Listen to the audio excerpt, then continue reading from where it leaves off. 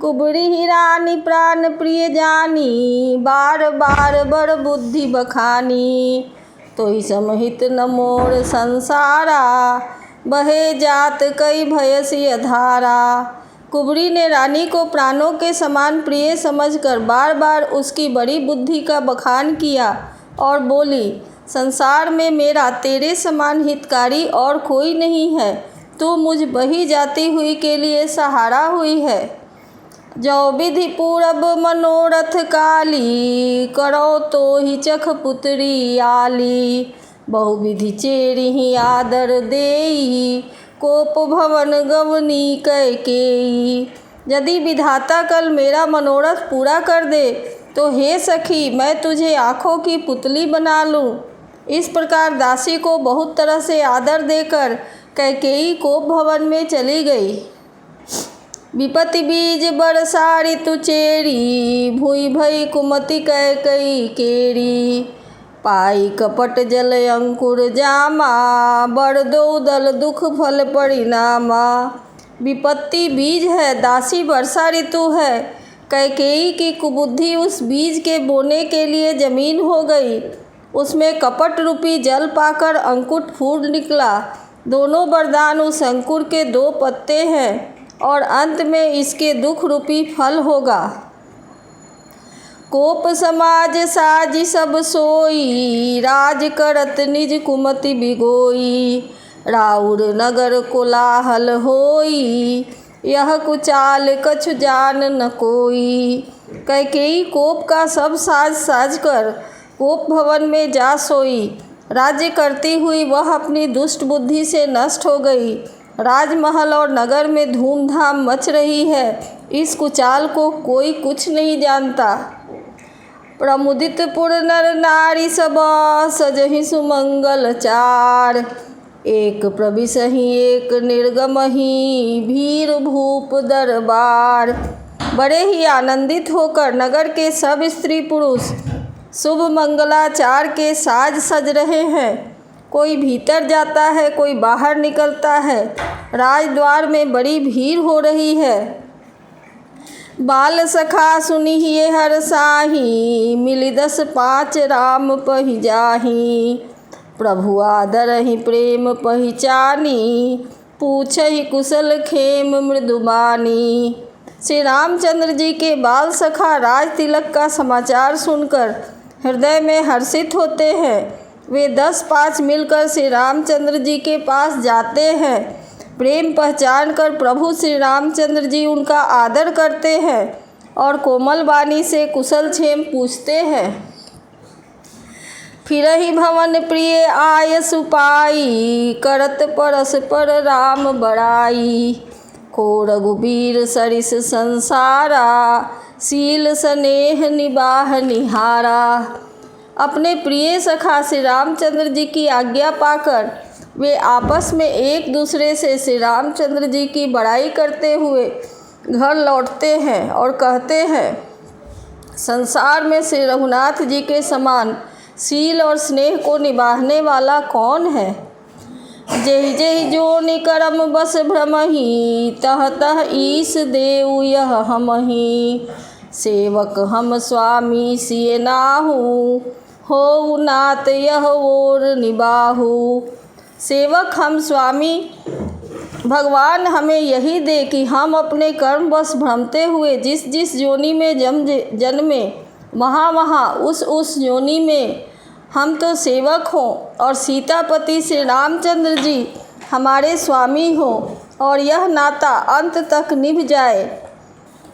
असे अभिलाष नगर सब काहू, कैकेयी सुता हृदय अति दाहू। को न कुसंगति पाई न साई, रही न नीच मते चतुराई।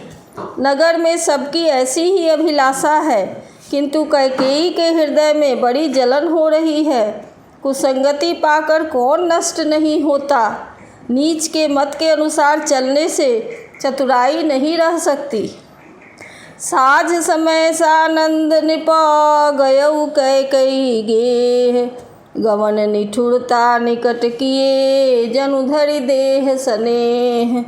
संध्या के समय राजा दशरथ आनंद के साथ कैकेयी के महल में गए, मानो साक्षात स्नेही शरीर धारण कर निष्ठुरता के पास गया हो।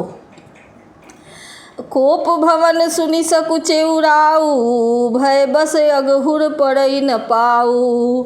सुरपति बसई बाह बल जाके, नरपति सकल रहहि रुख ताके। कोप भवन का नाम सुनकर राजा सहम गए, डर के मारे उनका पांव आगे ही नहीं पड़ता। स्वयं देवराज इंद्र जिनकी भुजाओं के बल पर बसता है और संपूर्ण राजा लोग जिनका रुख देखते रहते हैं। सो सुनितिए रिस गयउ सिखाई, देखहु काम प्रताप बड़ाई। सूल कुलिस यसी अगव निहारे, तेरति नाथ सुमन सर मारे। वही राजा दशरथ स्त्री का क्रोध सुनकर सूख गए। कामदेव का प्रताप और महिमा तो देखिए, जो त्रिशूल वज्र और तलवार आदि की चोट अपने अंगों पर सहने वाले हैं, वे रतिनाथ कामदेव के पुष्पबाण से मारे गए। सभय नरेश प्रिया पहि गयऊ, देखि दशा दुख दारुण भयऊ। भूमि शयन पट मोट पुराना, दिए डारी तन भूषण नाना। राजा डरते डरते अपनी प्यारी कैकेयी के पास गए। उसकी दशा देखकर उन्हें बड़ा ही दुख हुआ। कैकेयी जमीन पर पड़ी है, पुराना मोटा कपड़ा पहने हुई है, शरीर के नाना आभूषणों को उतार कर फेंक दिया है। कुमति ही कसी कुबेश ताफाबी, अनयहि बात सूच जनु भाबी। जाई निकट निप कह मृदुबानी, प्राण प्रिया के ही हेतु रिसानी। उस दुर्बुद्धि कैकेयी को यह बुरा वेश कैसी फब रही है, मानो भावी विधवापन की सूचना दे रही है। राजा उसके पास जाकर कोमल वाणी से बोले, हे प्राण प्रिय, किस लिए रूठी हो? केहि हेतु रानी रिसानी, परसत पानी पति ही निवारई।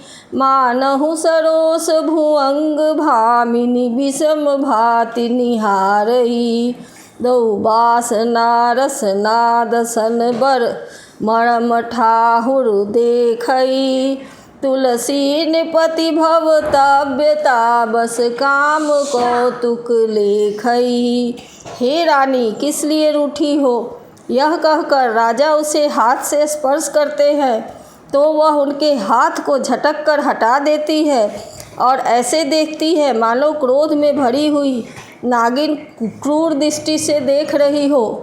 दोनों वरदानों की वासनाएं उस नागिन की दो जीभें हैं और दोनों वरदान दांत है।